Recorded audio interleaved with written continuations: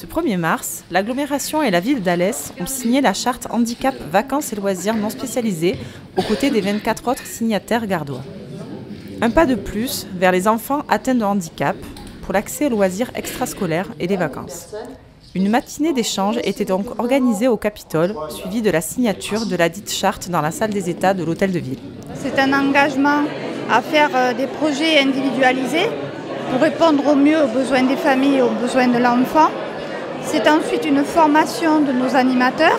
C'est ensuite aussi l'accès à nos services. L'intérêt, c'est d'accueillir un maximum d'enfants dans nos structures de loisirs, qu'ils soient ou non porteurs de handicap. Et puis ensuite, c'est aussi de valoriser nos équipes, le travail qu'elles font et de communiquer avec les familles. Cette charte, créée en 1997, a pour but d'offrir aux enfants handicapés la participation à des séjours de vacances et à des loisirs avec d'autres enfants.